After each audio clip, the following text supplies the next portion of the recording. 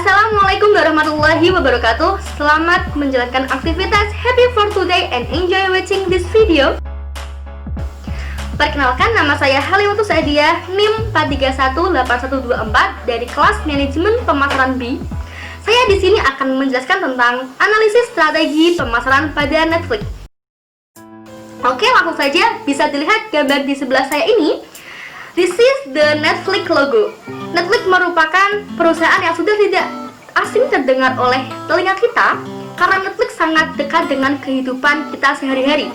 Netflix merupakan penyedia layanan digital streaming yang berkantor pusat di Los Gatos, California, yang didirikan pada tahun 1997 oleh Reed Hastings di Scotts Valley, California. Bisnis utama dari Netflix merupakan penyedia layanan film, kemudian video, televisi, dan beberapa program yang dibuat oleh Netflix sendiri. Dengan pengelolaan yang bagus dan kinerja tim yang sangat menawan, Netflix dapat berkembang di Indonesia. Bisa dilihat di samping saya ini merupakan struktur organisasi dari Netflix, yaitu yang pertama ada CEO, kemudian samping kirinya itu ada General Counsel atau penasehat, kemudian dibagi menjadi beberapa divisi. Ada 6 divisi. Yang pertama yaitu Chief Talent Officer, kemudian Chief Communication Officer, Chief Product Officer, Chief Financial Officer, yang ketujuh yaitu Chief Content Officer, dan yang terakhir yaitu Chief Marketing Officer. Bisa dilihat di samping saya ini ada foto-fotonya, yaitu yang pertama yaitu CEO di Netflix sendiri yaitu Reed Hastings, pendirinya. Yang kedua yaitu General Counsel yaitu David Human. Kemudian kita masuk ke divisi-divisinya. Yang pertama yaitu Chief Talent Officer. Chief Talent Officer itu yaitu Jessica Neal. Kemudian Chief Communication Officer yaitu Rachel Whitstone. Kemudian Chief Product Officer yaitu Greg Peters. Chief Financial Officer yaitu Spencer Newman. Chief Content Officer yaitu Ted Sandons. Dan yang terakhir Chief Marketing Officer yaitu Jack Lee Ju. Netflix merupakan penyedia layanan video on demand yang terkemuka di dunia karena Netflix sudah beranggotakan 183 juta anggota berbayar dari 190 negara. Netflix menyuguhkan serial TV, dokumenter, kemudian film panjang dalam berbagai bahasa dan genre. Netflix masuk ke Indonesia pada tahun 2016. Dan pada tahun 2018 Netflix sudah menyalurkan secara resmi antar muka dalam berbahasa Indonesia dan bersubtitle Indonesia. Mengapa kita harus memakai Netflix? Karena Netflix itu sangat berbeda dengan yang lainnya. Karena dengan kita menggunakan Netflix, kita dapat menghenti, menjeda, dan memutar video tanpa adanya iklan. Netflix sangat berkembang di Indonesia. Pada tahun 2016, pengguna Netflix itu mencapai 94.000 anggota berbayar. Kemudian pada tahun 2018, pengguna Netflix sudah mencapai 237 anggota berbayar. Netflix di dunia maupun di Indonesia sudah sangat berkembang. Netflix sudah bisa mengalahkan televisi konvensional, bahkan YouTube. Oke, setelah kita sudah membahas Netflix secara umum, kita akan masuk ke dalam topik pembahasan kita, yaitu bagaimana sih strategi pemasaran pada Netflix. Oke, bisa dilihat di samping saya ini merupakan peta konsep yang akan saya jelaskan.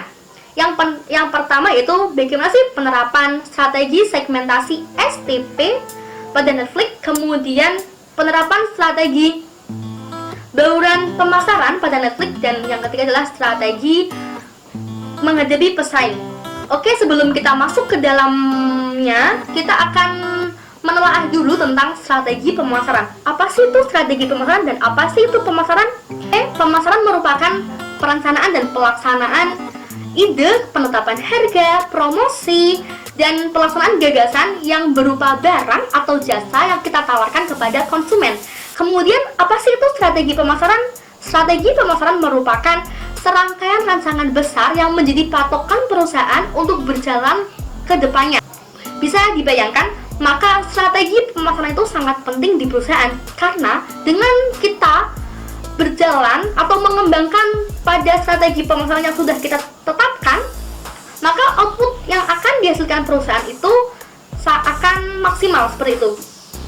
Oke, setelah kita mengetahui strategi pemasaran, kita akan masuk ke dalam peta konsep yang sudah saya jelaskan tadi. Yang pertama yaitu penerapan segmentasi STP, segmentasi, targeting, dan positioning. Yang pertama, segmentasi. Segmentasi merupakan mengklasifikasikan pasar ke dalam kelompok-kelompok berdasarkan kategori tertentu. Dengan kita mengsegmentasi pasar, maka aktivitas pemasaran akan berjalan dengan mudah. Oke, setelah itu macam-macam segmentasi. Bisa dilihat di samping saya ini, ada beberapa macam segmentasi, yaitu ada 4. Yang pertama adalah segmentasi geografik, yang kedua segmentasi demografik, ketiga segmentasi psikografik, dan yang keempat segmentasi perilaku. Langsung aja ke segmentasi geografik. Setelah kita mendengar segmentasi geografik, maka akan terlintas di pikiran kita tentang geografi. Yes, of course. Segmentasi geografik merupakan mengklasifikasikan pasar ke dalam kelompok-kelompok berdasarkan geografi atau secara geografi. Itu bisa dengan secara geografi negara, kemudian kabupaten, kemudian provinsi, dan bagian kota. Oke, yang kedua yaitu segmentasi demografik. Segmentasi demografik yaitu mengklasifikasikan pasar ke dalam kelompok-kelompok berdasarkan suatu variabel seperti ras, kemudian agama, jenis kelamin, dan lain-lainnya. Yang ketiga yaitu segmentasi psikografik. Segmentasi psikografik yaitu membagi pasar ke dalam kelompok-kelompok berdasarkan tentang karakteristik seperti kelas sosial dan gaya hidup konsumen.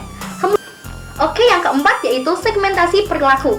Segmentasi perilaku yaitu membagi pasar ke dalam kelompok-kelompok berdasarkan sikap, pengetahuan, dan reaksi konsumen terhadap barang dan jasa yang kita tawarkan.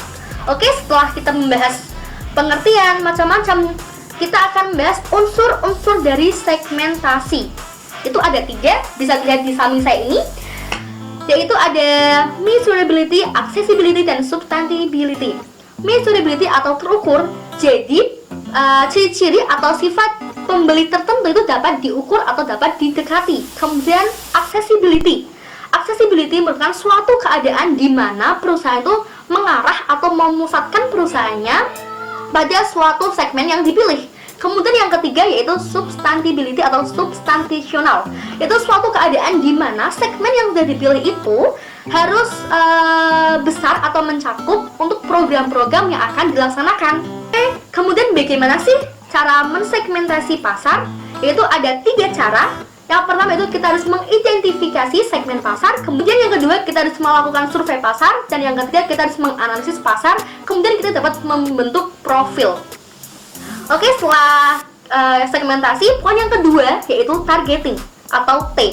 Targeting merupakan suatu keadaan di mana perusahaan memilih segmen yang akan dimasuki dan kemudian menentukan segmen yang akan dituju. Ada 5 langkah alternatif dalam memilih pasar sasaran. Bisa dilihat di samping saya ini.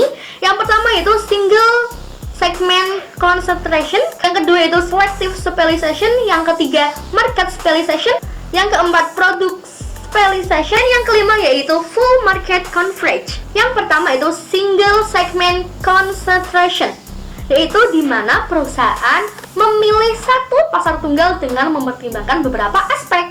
Kemudian yang kedua adalah selective specialization. Selective specialization merupakan perusahaan itu memilih sejumlah segmen dengan mempertimbangkan tujuan dan sumber daya yang digunakan.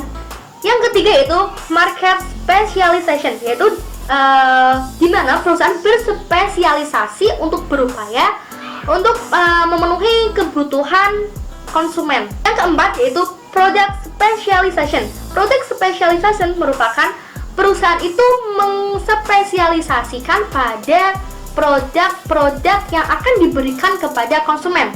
Yang kelima yaitu full market coverage, yaitu di mana suatu perusahaan itu berupaya memenuhi semua suatu kelompok dengan semua produk yang akan diberikan kepada konsumen. Oke, selanjutnya adalah penetapan targeting. Dalam penetapan targeting kita harus memperhatikan beberapa pola-pola. Itu ada 4 pola yang harus diperhatikan. Bisa dilihat di samping saya ini. Pertama yaitu diferensiasi segmen, yang kedua adalah undiferensiasi segmen, yang ketiga concentrate marketing, dan yang keempat adalah market converge strategy.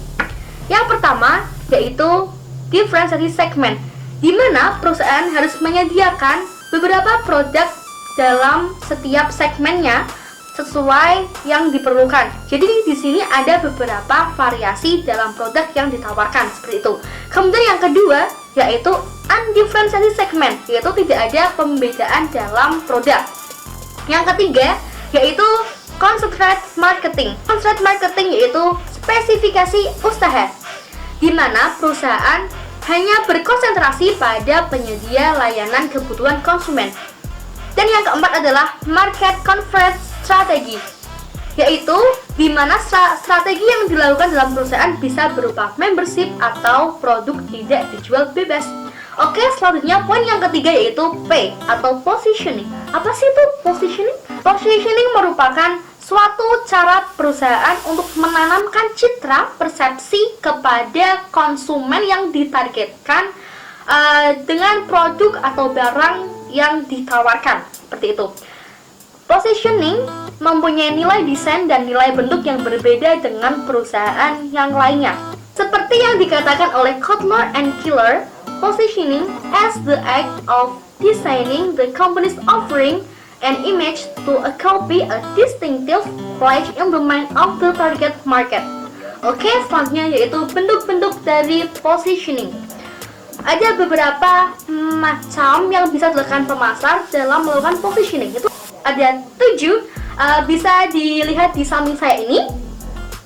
Yang pertama yaitu penentuan posisi menurut atribut, yang kedua yaitu menurut manfaat, yang ketiga menurut penggunaan dan penerapan, yang keempat menurut pemakai, yang kelima menurut pesaing, dan yang keenam yaitu menurut kategori produk, dan yang terakhir yaitu menurut harga.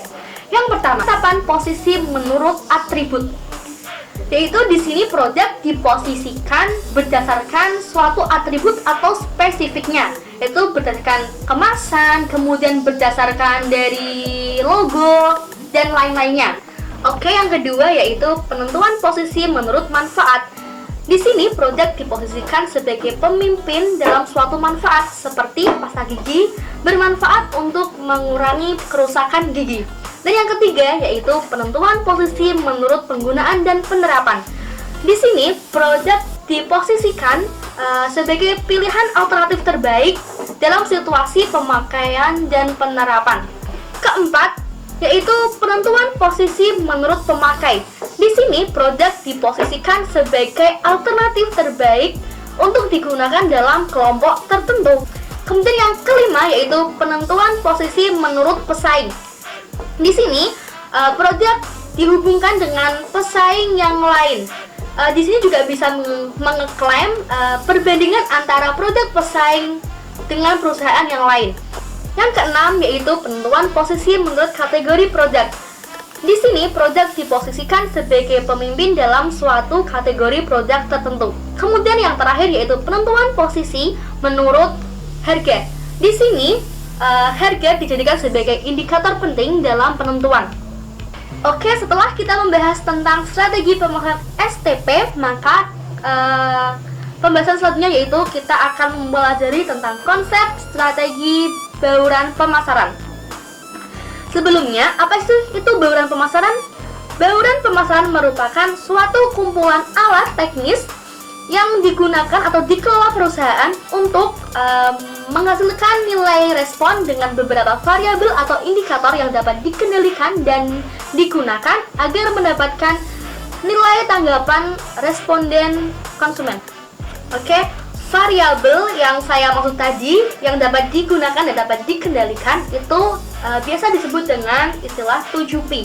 Bisa dilihat di samping saya ini, 7P itu terdiri dari product, price, promotion, people, place, kemudian ada process, kemudian ada physical evidence.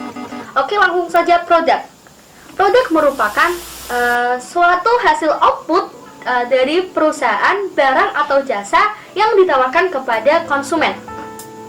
Strategi yang dapat digunakan dalam produk yaitu dengan penentuan logo, kemudian pembuatan kemasan, kemudian penentuan merek, dan keputusan label.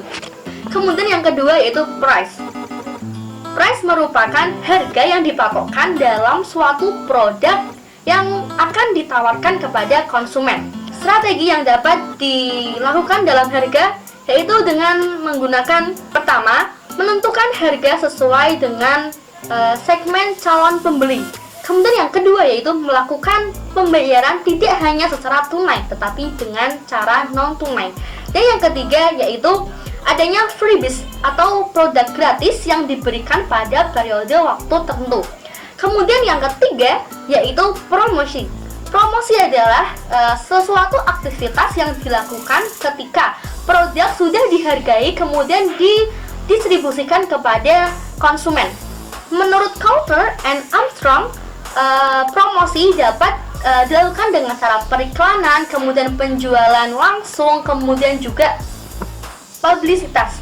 Yang keempat yaitu people. People merupakan aset utama dalam industri, baik dalam menghasilkan produk, barang maupun jasa. Yang kelima yaitu place atau tempat. Tempat merupakan suatu yang dijadikan sebagai tempat berlangsungnya promosi dilakukan.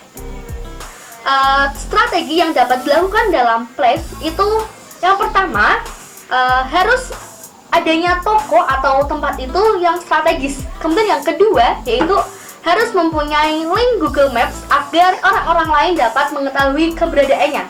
Yang keenam yaitu proses. Proses merupakan suatu serangkaian dalam penyampaian produk, barang atau jasa kepada konsumen. Oke, yang ketujuh yaitu physical evidence. Physical evidence yaitu bukti fisik. Bukti fisik di sini dapat mempengaruhi konsumen untuk memutuskan membeli atau tidaknya barang. Bentuk fisik itu bisa berupa interior ruangan dan lighting dan tata letak yang digunakan dalam proses pemasaran. Oke, selanjutnya kita akan memasuki dalam pembahasan konsep strategi menghadapi pesaing. Untuk mempersiapkan menghadapi pesaing, kita harus lebih efektif lagi dan harus memperhatikan lawan pesaing kita. Ada 3 cara dalam menghadapi pesaing, bisa dilihat di samping saya ini, yaitu bisa memposisikan perusahaan menjadi pertama, pemimpin pasar, kedua, penentang pasar, dan yang ketiga yaitu pengikut pasar. Di sini, ketika perusahaan memposisikan perusahaannya sebagai pemimpin pasar, maka prinsip utamanya yaitu tidak bisa digantikan oleh perusahaan yang lainnya. Bisa dilakukan atau strategi yang bisa dilakukan yaitu dengan cara memperbanyak pelanggan tetap agar output yang dihasilkan dalam pemasaran itu masih tetap dan dalam porsi yang banyak. Kemudian yang kedua yaitu penentang pasar. Ketika perusahaan memposisikan perusahaannya sebagai penentang pasar, maka perusahaan harus mempunyai inovatif dan kreasi untuk menyimpang dari pasar, tetapi harus dalam koridor sesuai dengan konsumen.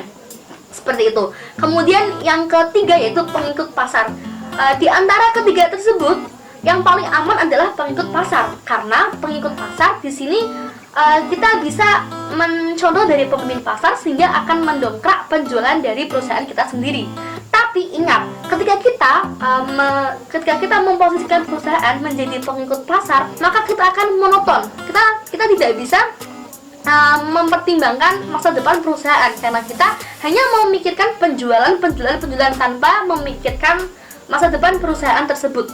Kemudian bagaimana sih cara perusahaan dapat mengembangkan dan dapat menghadapi persaingan? Itu ada 4 cara yang bisa dilakukan, bisa dilihat di samping saya ini. Yang pertama yaitu mengidentifikasi pesaing. Yang kedua, menganalisis pesaing. Yang ketiga, memilih pesaing. Dan yang keempat, memilih pelanggan. Yang pertama, mengidentifikasi pesaing. Mengidentifikasi pesaing bisa dilakukan dengan cara 4 cara. Yang pertama yaitu kita harus tahu apa produk yang ditawarkan oleh pesaing yang lain. Yang kedua, kita harus tahu berapa besarnya pasar yang dikuasai oleh pesaing. Kemudian yang ketiga yaitu mengidentifikasi peluang dan ancaman. Dan yang terakhir atau yang keempat yaitu mengidentifikasi kelemahan dan keunggulan pesaing. Yang pertama yaitu jenis produk yang ditawarkan. Di sini kita harus mengetahui produk apa yang ditawarkan oleh perusahaan lain. Yang kedua, melihat besarnya pasar yang dikuasai. Di sini bisa dilakukan dengan cara kita mengetahui segmen pesaing yang dimiliki. Dengan kita mengetahui segmen pasar yang digunakan tersebut, kita dapat mengestimasi berapa besarnya pesaing dalam menguasai pasar tersebut. Kemudian yang ketiga yaitu mengidentifikasi peluang dan ancaman. Setelah kita dapat mengetahui besarnya pasar yang dikuasai, maka otomatis kita akan mengetahui peluang dan ancaman yang dihadapi oleh pesaing kita. Kemudian yang keempat yaitu mengidentifikasi keunggulan dan kelemahan dari pesaing. Di sini ketika kita sudah mengetahui keunggulan dan kelemahan dari pesaing, maka kita harus memutar otak agar kelemahan dari pesaing dapat menjadi kelebihan atau keunggulan dari perusahaan kita. Kemudian langkah kedua setelah mengidentifikasi yaitu menganalisis. Setelah kita mengetahui tentang produk yang dipakai oleh pesaing, yang kedua besarnya penguasaan pasar, kemudian mengetahui peluang dan ancaman, keunggulan dan kelemahan, langkah selanjutnya kita harus menganalisis pasar. Yang dianalisis seperti tujuan, kemudian strategi, kemudian keunggulan dan kelemahan juga kita lebih spesifik lagi. Kemudian setelah kita menganalisis, langkah selanjutnya yaitu memilih pesaing. Biasanya memilih pesaing itu ada 3 cara. Yang pertama yaitu kuat melawan yang lemah, dan yang kedua dekat melawan yang jauh, dan yang ketiga baik melawan yang buruk. Yang pertama yaitu kuat melawan yang jauh. Biasanya kita akan memilih pesaing yang lemah, karena dengan kita memilih pesaing yang lemah, maka sumber daya kita yang digunakan akan juga lebih sedikit digunakan. Kemudian yang kedua yaitu dekat melawan yang jauh.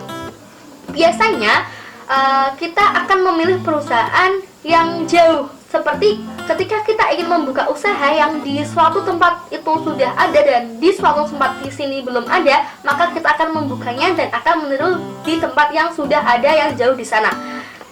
Yang ketiga yaitu baik melawan yang buruk. Semua industri memiliki pesaing yang baik dan buruk. Pesaing baik akan melakukan sesuatu aturan sesuai dengan industri. Langkah yang keempat atau langkah yang terakhir yaitu memilih pelanggan. Di sini kita harus tahu siapa pelanggan atau konsumen kita, apakah kalangan atas, bawah, atau sedang. Kemudian kita harus tahu siapa pelanggan yang harus kita lepaskan atau pelanggan yang harus kita pertahankan. Oke, setelah kita membahas tentang konsep-konsep strategi pemasaran, maka kali ini kita akan membahas topik dari video ini, yaitu bagaimana sih strategi pemasaran yang dilakukan oleh Netflix. Tadi di awal video saya telah menjelaskan tentang konsep-konsep strategi pemasaran. Itu ada 3. Yang pertama yaitu strategi pemasaran STP. Yang kedua strategi bauran pemasaran. Dan yang ketiga yaitu strategi menghadapi pesaing. Oke, langsung saja kita masuk ke strategi pemasaran STP, segmentasi, targeting, dan positioning. Yang pertama yaitu segmentasi. Netflix merupakan perusahaan yang selalu mewaspadai dan menunjukkan tanda-tanda akan perubahan inovasi dan perilaku konsumen. Dalam Netflix ada beberapa metode yang dilakukan dalam mensegmentasi pasar dalam bisnis video. Namun karena sifat pelanggan yang berbeda dan bergesernya usia, pendapatan, geografis, dan preferensi menonton berfluktuasi seiring waktu, maka divisi atau chip dari Netflix memiliki properti yang berbeda-beda, terkuantifikasi dan terbuka. Oke, langsung saja kita membahas tentang macam-macam segmentasi. Di awal video saya sudah menjelaskan tentang macam-macam dari segmentasi. Terus bagaimana sih penerapan segmentasi tersebut pada Netflix? Yang pertama yaitu segmentasi geografik. Netflix merupakan perusahaan layanan streaming yang membawa film yang ditawarkan kepada konsumen melalui perangkat seluler. Maka Netflix mensasarkan segmentasinya kepada semua wilayah di berbagai dunia yang mempunyai akses internet. Jadi, pada zaman sekarang, segmentasi geografiknya yaitu seluruh penjuru dunia atau bagian dunia yang memiliki akses internet yang mudah dan terjangkau. Yang kedua yaitu segmentasi demografik. Sasaran dari Netflix yaitu pria dan wanita generasi milenial. Why? Mengapa harus generasi milenial? Karena generasi milenial merupakan generasi yang sangat dekat dengan perangkat seluler. Tidak bisa satu hari pun tanpa perangkat seluler.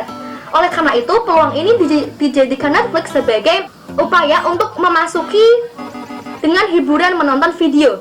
Kemudian yang kedua yaitu pria dan wanita rentang usia 20 tahun sampai 35 tahun. Mengapa demikian? Karena pada rentang usia tersebut mereka lebih aktif bekerja sehingga waktu untuk menghibur diri dan merefresh otak itu tidak cukup lama, sehingga peluang tersebut dijadikan Netflix untuk memberikan hiburan-hiburan dengan cara yang mudah, yaitu dengan menonton video hanya di telepon genggam. Yang ketiga yaitu segmentasi psikografik. Pada awalnya segmentasi ini Netflix berupaya kepada masyarakat perkotaan yang ingin berangkat kerja atau pulang kerja melalui transportasi umum seperti kereta, bus untuk meluangkan waktunya dengan hal yang positif, yaitu dengan menonton video. Tetapi karena pergeseran era atau generasi yang sekarang itu generasi milenial, maka Netflix merancangkan dengan sesuatu yang bisa dilihat pada waktu yang renggang.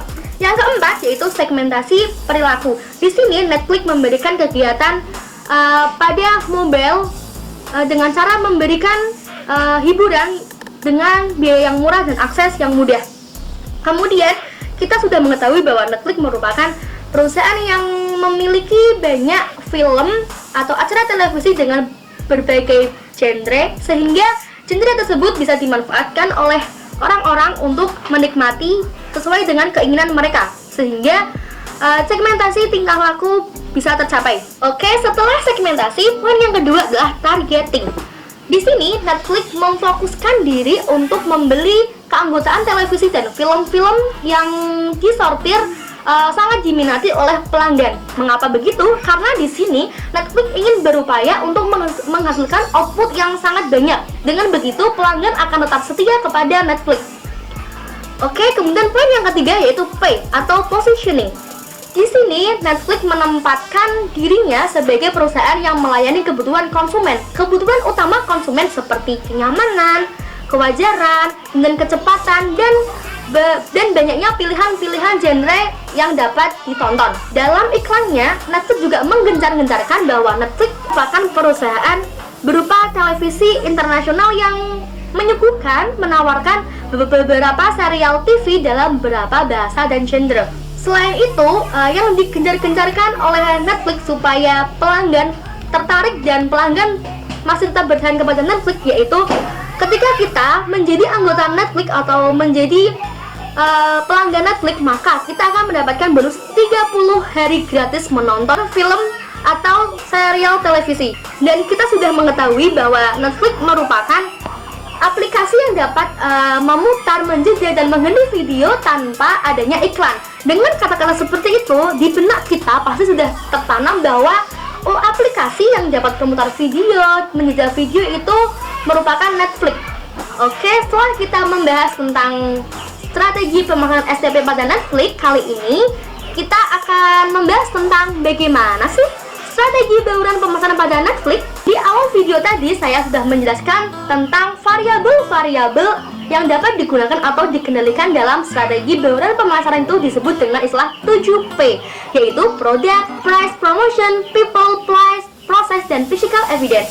Kali ini kita akan membahas bagaimana sih penerapan 7P terhadap Netflix. Kayak program-program yang ditawarkan Netflix bisa dilihat di samping saya ini. Ada 4 program. Yang pertama program film, acara televisi, film dokumenter, dan film original Netflix sendiri. Kemudian ada 3 konten yang ditawarkan oleh Netflix. Yang pertama yaitu konten non-jendela berlisensi. Yang kedua yaitu konten jendela pertama berlisensi. Yang ketiga yaitu konten jendela pertama asli. Kemudian paket yang ditawarkan oleh Netflix ada 3. Yang pertama yaitu paket dasar. Yang kedua yaitu paket standar. Yang kedua yaitu price of Netflix. Sebenarnya Netflix itu bukan hanya aplikasi yang dapat ditonton melalui akses internet. Kita bisa menonton Netflix, video yang ada di Netflix tanpa adanya akses internet, yaitu bisa dengan mendownloadnya terlebih dahulu. Kemudian berapa sih harga produk yang ditawarkan oleh Netflix? Harga di Inggris untuk paket yang dasar yaitu 5,99 euro per bulan. Paket yang kedua yaitu paket standar seharga 8,99 euro per bulan, dan paket yang ketiga yaitu paket premium seharga 11,99 euro per bulan. Terus berapa sih harga di Indonesia? Di Indonesia berbeda, karena di Indonesia ketika kita berlangganan pada Netflix per mobile itu dihargai setara dengan 49.000. Kemudian paket-paketnya sendiri, paket dasar di Indonesia seharga 109.000 rupiah, dan paket buat yang standar yaitu seharga 139.000 rupiah, dan paket yang premium itu seharga dengan 169.000 rupiah. Oke, P yang ketiga yaitu promotional strategy of Netflix. Netflix merupakan perusahaan yang melakukan strategi promosi untuk menarik dan mempertahankan pelanggan-pelanggannya. Netflix merupakan perusahaan yang mengeluarkan uang sejumlah 1,8 miliar US dollar. Wow, bisa dibayangkan sekali, 1,8 US miliar dolar digunakan Netflix hanya untuk mempromosikan perusahaannya. Netflix menggunakan selebritis, kemudian papan iklan dan semua media cetak dan media sosial untuk melakukan strategi pemasarannya. Kemudian tidak hanya itu, promosi yang dilakukan oleh Netflix. Netflix juga memberikan promosi seperti kebijakan untuk pelanggan, yaitu dapat mengakses internet 30 hari dengan gratis. Yang keempat yaitu People of Netflix. Netflix merupakan perusahaan yang memperkerjakan pegawai 7.100 pekerja penuh waktu. Bayangkan, 7.100 orang bekerja penuh waktu tanpa henti. Kemudian, Netflix juga mempunyai anggota sekitar 123 juta pelanggan di berbagai penjuru dunia. Yang kelima yaitu Price of Netflix. Netflix merupakan penyedia layanan yang dapat diakses dimanapun dan kapanpun kalian berada. Pengguna Netflix sudah berkembang sampai sekarang itu sudah 190 negara yang menggunakan Netflix. Ada beberapa negara yang tidak menggunakan Netflix seperti Korea Utara, kemudian Cina, kemudian Suriah, itu karena adanya pembatasan sendiri dari Amerika Serikat. Kemudian kalian dapat mengakses Netflix dengan menggunakan tablet, handphone, atau aplikasi lainnya yang dapat mensupport kalian untuk mengakses Netflix. Oke, yang keenam yaitu proses in Netflix. Proses berkaitan dengan suatu kegiatan. Jika fungsi bisnis yang berbeda, maka memiliki proses juga yang berbeda. Dalam Netflix, seperti proses dalam mendaftar keanggotaan. Setelah kita mendaftar, maka 30 hari awal kita akan mendapatkan layanan menonton video di Netflix secara gratis. Kemudian ketika kita ingin berkelanjutan dalam berlangganan, maka tidak usah melakukan apa-apa, karena ketika kita sudah mendaftar di awal, maka otomatis kita akan menjadi pelanggan yang tetap. Kemudian ketika kita ingin membatalkan menjadi pelanggan di Netflix, itu caranya mudah, yaitu secara online dan tidak dipungut biaya apapun. Kemudian P yang terakhir yaitu physical evidence of Netflix, yaitu bukti fisik. Di sini kita mengetahui bahwa Netflix merupakan penyedia layanan streaming. Jadi bukti fisiknya yaitu web dan aplikasinya. Kemudian kantor pusat Netflix juga termasuk bukti fisik dari Netflix. Kantor pusat Netflix tidak hanya di Los Gatos, California, tetapi Netflix sudah membangun kantor pusat di beberapa negara di bagian dunia, seperti di Amerika Serikat, kemudian Brazil, India, Jepang, dan Korea Selatan. Oke, setelah kita membahas tentang strategi bauran pemasaran di Netflix, selanjutnya kita akan membahas tentang strategi menghadapi pesaing. Bagaimana sih strategi menghadapi pesaing di Netflix? Di awal kemunculannya Netflix, pesaing utama Netflix merupakan televisi kabel. Tapi dengan Netflix melakukan identifikasi dan analisis kepada televisi kabel, Netflix dapat merubah kelemahan dari televisi kabel menjadi keunggulan dari Netflix sendiri. Seperti di televisi kabel kita tidak bisa menjeda dan menghentikan ketika kita menonton acara televisi, tetapi ketika kita menonton di Netflix kita dapat menjeda dan menghentikan, dan itu pun tanpa adanya iklan. Namun beriring jalannya waktu, Netflix juga mempunyai pesaing yang sama-sama menawarkan streaming, tetapi Netflix masih tetap unggul karena Netflix dari segi harga Netflix lebih murah dan Netflix lebih dipercaya dan aksesnya juga mudah. Kemudian yang menjadi 3 rahasia dalam Netflix bisa berkembang secara pesat sampai sekarang, yaitu yang pertama adalah data, kemudian yang kedua ya adalah teknologi Netflix yang selalu ditingkatkan atau di-upgrade, kemudian yang ketiga adalah kekuatan men-share dalam budaya di berbagai negara. Demikian ulasan dari analisis strategi pemasaran Netflix. Semoga bermanfaat untuk kita semua dan terima kasih sudah menonton video ini sampai akhir. Selamat menjalankan aktivitas dan wassalamualaikum warahmatullahi wabarakatuh.